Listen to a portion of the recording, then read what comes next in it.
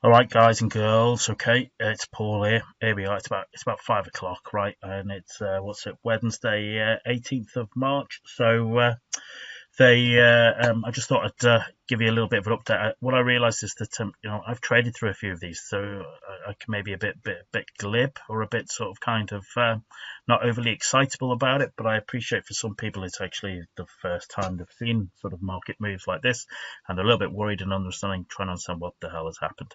So I decided what I'll do is I'll try and do a little bit of a market update every day, just on one little bit. I'm not going to go on for hours, okay? Just a little bit, just to try and give people a little bit of perspective about what's going on. So today's Wednesday, all right. Let's talk about the dollar. All right, okay. If you're going to be an FX trader, you want to know what the dollar is, and boy, have we had a dollar story, okay, over the last month, but increasingly over the last day or two. All right. So these are just my charts here. This is a dollar profile. Let's have a talk about it. Right. The world wants the dollar at the moment. All right. The world just wants dollar. The world can't get enough of dollars at the moment. So let's put this into a bit of perspective. Why is that? What's the story? Well, there's a couple of reasons for it. Is that the dollar is still the reserve currency of the world. All right, so you've got what you have is not only do all the major sort of trading nations, trading blocks, they have to hold a whole host of dollar on their books, but the commodities are priced in dollar, as is debt priced in dollar, which we're going to come on to in a moment. So let's not arse around. Let's go straight to the dollar index chart. Look at this, ladies and gentlemen. Look at this. This is just going absolutely stupid. I mean, there's even let's go up today. Today at the we started at a low of 99.37. We're up at 102. Right, 102 worries me, and I'll show you in a moment why. Okay, but if I look at this in a bigger picture, boom, here we go. Now, it's been a bit of a dollar strength story for a couple of years now, but these events have just pushed it over the edge. You can see that, bosh, every man his dog wants the dollar. So what does that actually look like? Well, I'd always been told from my own brief understanding of these things is that 102 was a really significant level in the dollar dollar index, because once we hit 102, that started to make emerging market debt unbelievably unsustainable, and we're going to look at those charts in a moment to give you a bit of an idea of that. But just looking at what we've seen there in the week, we pushed in February, right? We pushed to new highs, fell away for a couple of weeks, and we thought, well, maybe that's the end of the dollar strength series. But you can see what happened last week. It just literally dropped, and then it's just big engulfing candle, key reversal candle, and woomph, what have we had this week? And the daily chart's even more interesting, is that we ran up into the middle of February, fell for about 3 weeks, okay, reversed, filled a gap, and off we went, okay, and this week it's just carried on. So there's lots and lots of reasons for that, okay. If the world is falling apart, okay, and you've got to hide your money, where are you going to put your money? Well, the only thing that might have any kind of relative strength is US Treasuries, okay. People might want that. Secondly, it's just a case of if you've got to invest in the stock market, which one would you do it? People would probably still hold a bit of the US stock market. I wouldn't touch it myself at the moment, but if you're a fund that actually has to be invested, well, that's where you've got to go for it, isn't it? And then also just a case of people just wanting physical US dollar, and that's been one of the issues. We could find hundreds and hundreds of different fundamental reasons for it. Ultimately, you're a trader. You just got to trade what you see. Dollar strength, all right, is the story, and that is why when we look here, okay, I'll just minimize this. That's why just look at that. This is the dollar, the majors on the dollar, okay, and of course, we hit us here in the UK. That's been the story there for a pound, okay. So what you've had is a case of there we go. What we've had is a case of you've got dollar strength along with sterling weakness. Okay, sterling weakness has been running a theme for about the last week, because lots of people think that we've not been dealing with coronavirus. Probably that actually is going to have a knock-on effect in terms of recession. That'll have a knock-on in terms of Brexit, blah, blah, blah, blah. But you can see for yourself, all right? That's just what that's been doing. And I tell new traders in the FX market, just find out what the dollar's doing. Find out if the dollar's in a trend, and if it is, trade with that trend if you want. Simple, easy intro, and you can see that. There we go, 4 hour chart. That has just been one-way traffic, hasn't it? Even the 1 hour chart, looking at that, boom. Right, it's just literally been a case of selling pullbacks there in that, as we've seen that story unfold. Along with that, so we've had sterling weakness, but with that we've also had COMDOL weakness. And if just look at the dollar against the Canadian dollar, okay, so Canadian dollar has got double whammy, all right, in the sense that you've had all the effect of China, which has a knock-on effect of Canadian dollar, also the effect of the oil, what's gone on with the oil war at the moment, that's had a huge impact. Then you've just had Trudeau's effectively in lockdown. Some people said he's been in lockdown for the last couple of years, but that's a different story. And just a case of people just thinking a choice. Are they going to put the money in America, or are they going to put the money in Canada? And money's flowing out of Canada into the dollar. So just look at that. Okay, that has just been thing. Now, people might be saying, am I too late to buy into it, Paul? Personally, I'd be saying, yeah. Once I start seeing price going parabolic and vertical like that, I start getting sucking of teeth moment, and I'm not really too tempted. I'm not too interested, but you can see what's been going on there, okay? All day, in fact, it's just literally, it pulled back to the 20, all right, overnight, bosh, gone, and there's just literally been, that was just, it's just gone. Simple as that. And the story's been the same for Aussie dollar. So, like, cable has been trading at, I think, the lowest rate for, is it 30 odd years? But if we look at Aussie dollar, which is just taking a battering, okay? Just taking an absolute battering. If I start out the monthly, we've not traded down here, okay? What, for nearly 20 years, all right? Nearly 20 years, okay, there on Aussie against the dollar. You can see what's happening. Aussie's like Kiwi. In fact, it's even been hit worse than Canadian dollar, okay? It's a case of, Australian dollar was a proxy for China. As China's gone tits up, all right, so has Australian dollar. And then you've got the coronavirus hitting Australia. Then you've got weakness in the Australian economy as well. So a bit like a lot of these currencies, just look at what's going on there. That's just effectively been one-way traffic there, okay? Not a particularly tough trade to work on, okay? Just basically buying US dollar, selling Aussie dollar, okay? That's the way it is. That's a nice, simple trend. And here's the learning point for you is, when trends are strong like this, you're not getting deep pullbacks, okay? Price overextends, normally goes sideways until the moving average catches up and then goes again, okay? You're not getting beautiful, long, deep pullbacks, all right? Price overextends, goes sideways, the moving averages catch up, and then it drops that way. Look at Kiwi dollar, same, it's pretty much the same story across the board, ladies and gentlemen. You can see that yourself. It's absolute carnage. Absolute carnage. But once again, all right, it's a case of, Kiwi dollar's been weak. US dollar's just been gaining in strength all week as it's gone. And you're looking at the hourly chart, all right, just overextends.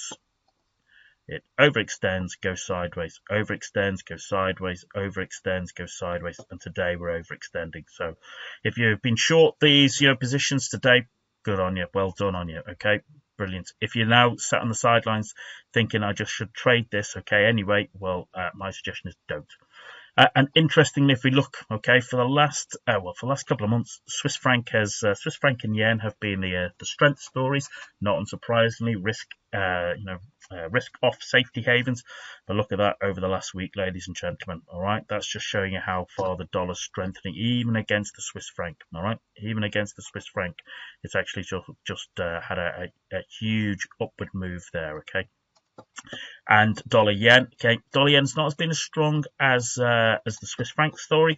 It's showing you there's still an element of strength in yen, but still, okay, still you can see what's happening there. Okay, that's been a reversal. Interestingly, we've had euro strength. Okay, if anyone can explain to me why you'd want to put money in euro at the moment, then please feel free to educate me. Okay, I wouldn't touch it with a barge pole, but I suppose it's a case of part of this was originally everybody thought it was a case of as people unwound their massive euro dollar shorts. Well, really, effectively, there's nowhere for it to go other than into the euro, and we saw that for about 2-3 weeks. But you can see what's going on there, ladies and gentlemen, and we're getting back down to lows that we've not seen for a good few years. Okay, we went there at the start of the year, but realistically looking at that, we've not been down here for at least a good 3 years or so. So, and just look what that is starting to print there on that monthly chart. So, So yeah, so everyone wants the dollar. That is going to have a knock-on impact, all right, okay, into other areas of the market. So if we just look at oil here, okay, buying, remember these commodities priced in dollars. Look at that, ladies and gentlemen. We thought we had a gap down, a gap and go, all right, but this has just been.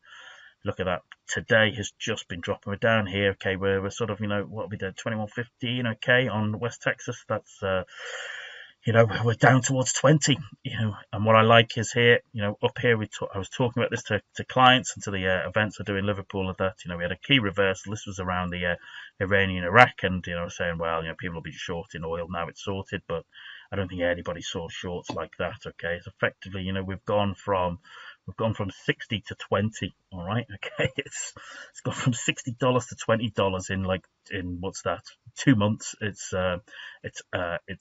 astounding. So it has a knock-on effect there. Gold, which the other day I was furious about that I hadn't managed to get my long position on, okay, and was thought I'd been left. Well, sometimes, you can have a little bit of luck, a bit of a very scrappy double top there, but we can see even now it's back down beneath this 200. This is what I've been telling people. I'm just watching my daily 200 period moving average, right? When was the last time? Okay, we've not traded, right? We've not traded kind of beneath that, all right, for when is that? Back in 2018, all right. So we're looking at about 15 months there. You can see for yourself. And even though part of me wants to buy gold, I'm not gonna fight the tape, all right. I'm not gonna fight the price like that. I thought we might be getting a double bottom here, but it's not interested at the moment. Okay, there's people. There are people in pain. There are people in pain, and the people who are going to be in a lot of pain around this, as I said at the very start, is the emerging markets. So let me just see if I can bring it up here. Let's bring this one up. Just bear with me.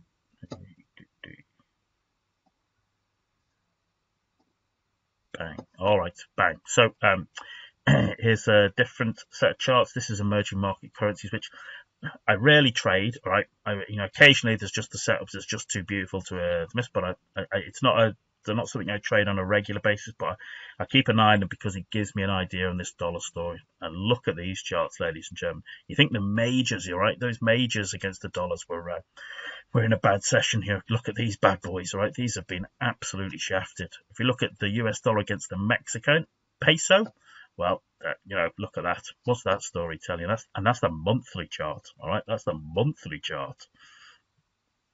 Excuse me.